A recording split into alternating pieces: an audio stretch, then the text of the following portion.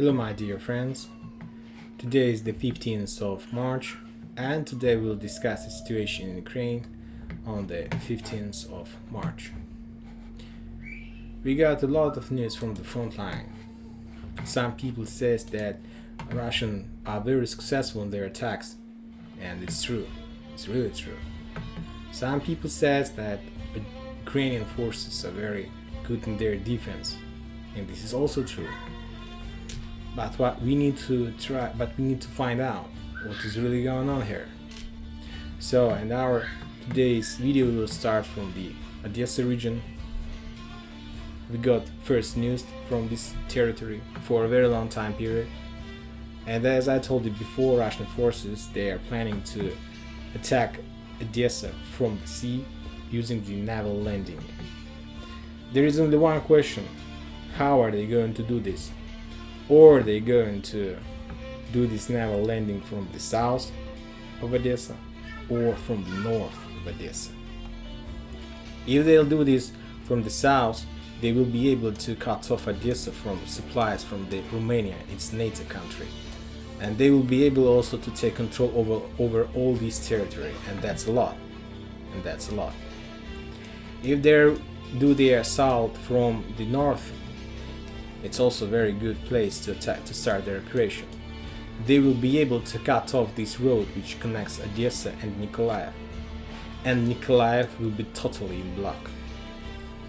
Not totally, because there is still one road, but if Russians start their operation from here, they will be able to go to the north, because from the left side and from the right side there is a big rivers, and there is no chances for Ukrainian forces to attack through these rivers, because it's impossible.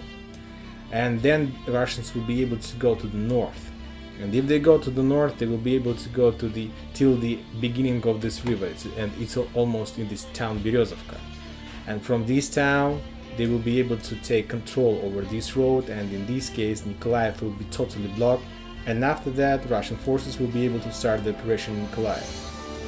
If you ask me what is the best solution in this case, of course I would say that there is no best solution.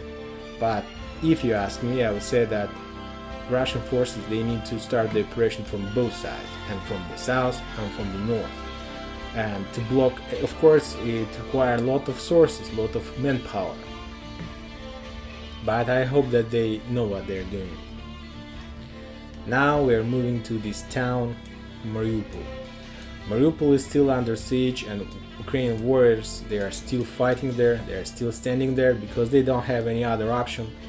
Most of the forces, Ukrainian forces in Mariupol, is the national battalions, the forces that they don't have any other option, just fighting, because if they surrender, who knows what's going to be with them next.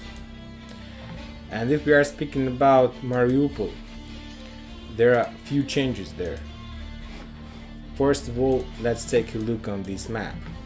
On this map, we can see on this map the places where there is battlefields on this town.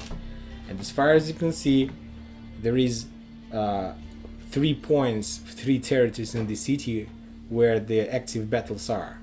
The first one is in the west, and there is a big factory there, and National Battalion Azov have the base there, and it's a very big place, and it's very difficult to clean this territory up.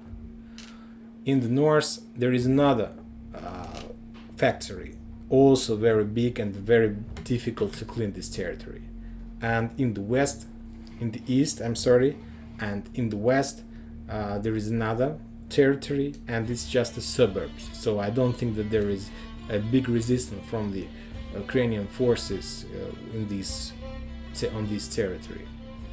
So we can say that just the middle, the center of Mariupol is still fighting, is still under Ukrainian control. But how long they will stand, nobody knows.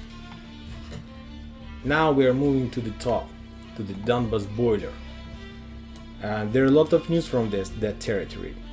And Russia, they are right, saying that their striking, their attacks are very successful in this territory, and that's true.